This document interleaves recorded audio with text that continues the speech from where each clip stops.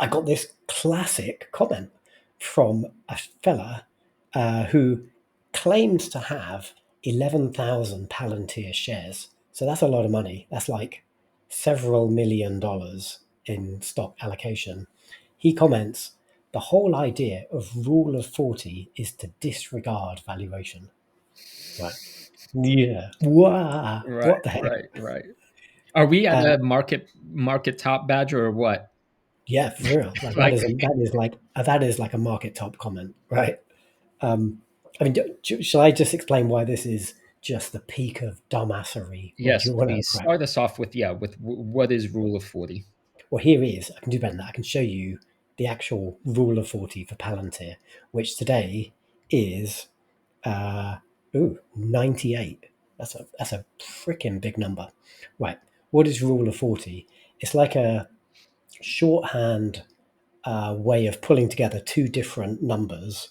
And it's mostly you apply it to software as a service companies, which Palantir is one, and it combines growth rate with free or margin, some kind of margin. So typically, I've seen like profit margin, operating margin.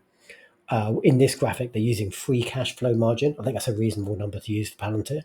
So you add together like the margin and the revenue growth rate, and you get the rule of 40. And it's called the rule of 40 because the back in like the 2020s and around then when SaaS was like really, really big, um, if those two things added together were more than 40, it was considered a good investment. Yeah, and Badger, yeah, yeah. Badger, one quick comment, just for those who are slightly more beginner. The reason this makes sense is because, I mean, just imagine one kind of business like a supermarket. They make a lot of revenue. People are buying stuff, right? So you could have, I don't know supermarkets, but millions, like a lot of revenue coming in. But the cost of all of that eats up most of the profit. So supermarkets are not, in general, uh, a good business model, at least not compared to software as a service. When you're growing fast, so the revenue is growing very, very quickly, which in supermarkets, again, it doesn't. It's mostly steady state, right? You know, you have a good software product.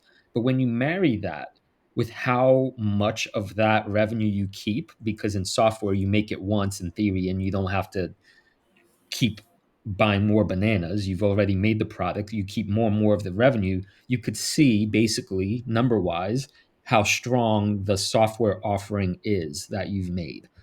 The higher the number, the more sort of proof that you're making a lot of money, you're growing quickly, and that it's a product that has some kind of moat and is not being eaten up by competition. So it's a powerful metric. It's like a shorthand, but it is a decent shorthand. It's a guideline as to like fast growing, profitable companies that you might want to take a look at and then do some actual due diligence on. So it's a good guideline. And 98 is like a really, really good number. So the rule of 40 for Palantir, like it passes that with flying colors. And this might be like the highest rule of 40 of any company. It's certainly up there. In fact, it's not quite. I'll show you one that's better in a minute. But that's very, very high. So Preposterously good. It is. It is. yeah. It is. It is right. It's out of the ballpark good. But let's come back to this guy's this I'm gonna say, let's come back to this absolute morons comment. The whole idea of Oh rule of 40. no, the claws. Oh.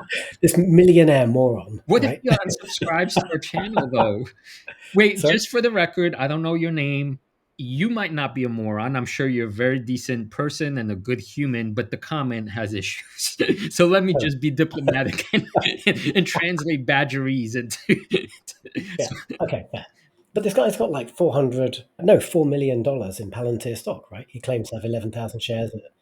Oh no, sorry, I got that wrong. I got that wrong. This is a stock price of $156. So okay, like $1.8 million, something like that. So anyway, millionaire moronic comment. Um, let's go back to the comment again. The whole idea of rule of 40 is to disregard valuation.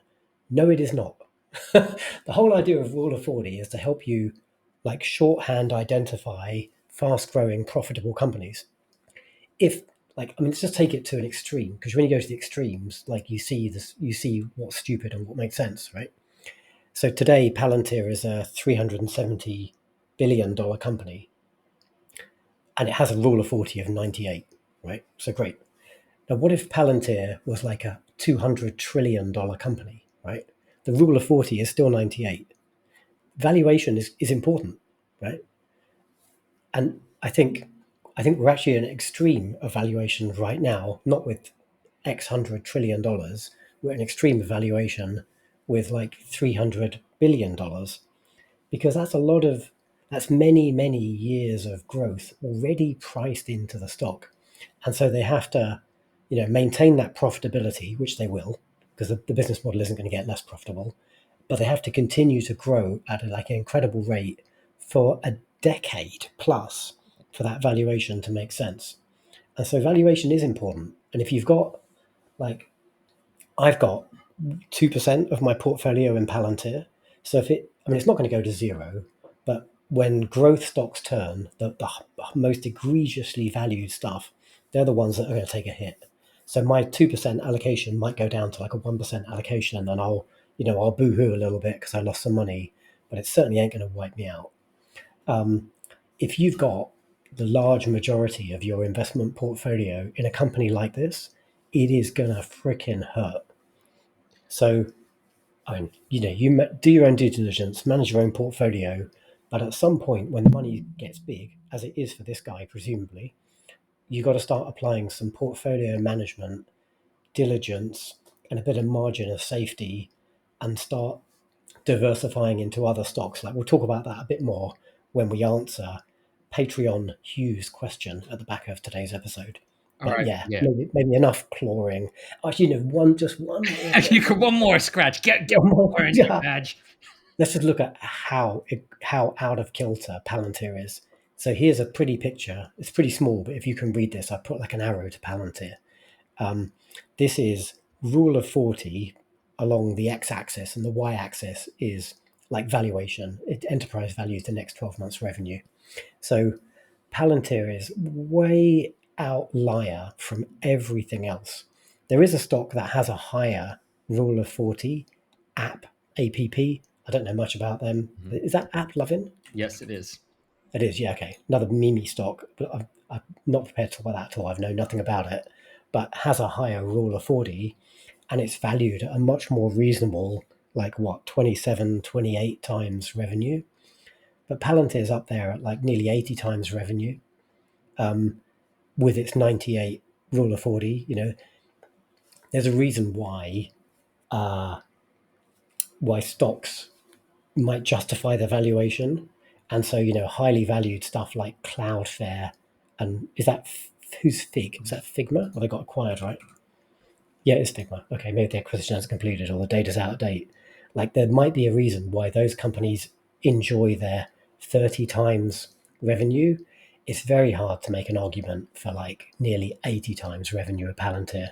So, yeah, there we go. All right, badge. I got a little bit of nuance here. I think what you said is absolutely correct. This commentator is wrong because valuations always matter. And it's when we get to the arrogance stage, stonks only go up. This is kind of one of those data points, right? People just fool themselves, and it's going to be painful. However, here's the trickier part. I have learned, I'm sure together have learned the same lesson, that when you do find a generational company that's truly excellent, it will always be expensive. So people make the mistake. Often we've seen this millions of times. I've made it myself plenty, where you think to yourself, oh my God, it's so expensive. I'm going to wait till it gets cheaper. And it never does, because lo and behold, it's an excellent company. So the market knows this, and it's always going to pay more than the laggards. But that is not the same as ignoring valuation completely. Yeah. There has to, I don't care if you discover a diamond mine in your backyard or a banana plantation that grows a new banana every single day.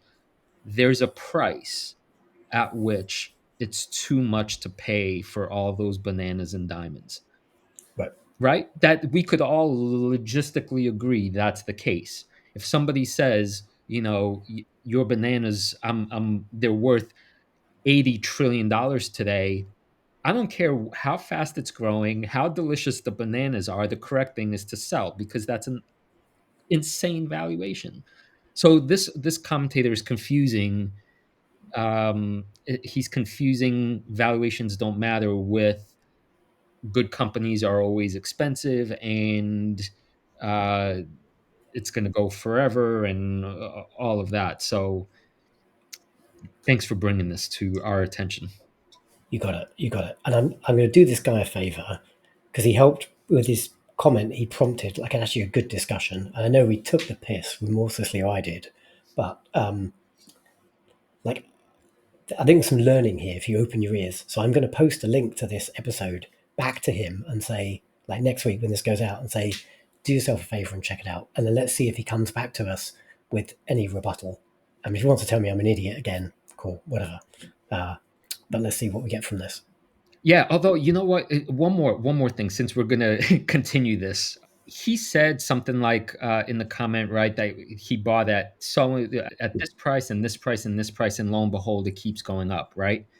Yeah, That is a kind of, I think, cognitive error in a sense because it's the resulting thing we talk about in poker, right? Just because you won the hand doesn't mean your process was correct. Now, sure, when you're in the market, it's all about money, and I could make the argument like with open that as long as I sell higher than when I bought, I don't care that it was a meme stock or I don't, there is that angle of it. Uh, but by his logic, saying that it's more likely to get to 250 than 175, he's the this reality distortion field comes online after a certain point. yeah, I think he's in it right now, and we hope if we're doing our legitimate job of helping people that he could at least hear uh, why there's a problem with what he's doing, and potentially, if not outright, sell Palantir, trim, right? And that's what you did, right?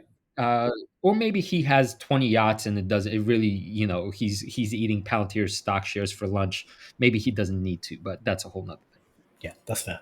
All right. Anyway, I've kept you anonymous, but you are named on the YouTubes. Like, I'll post back to you. Let us know what you think.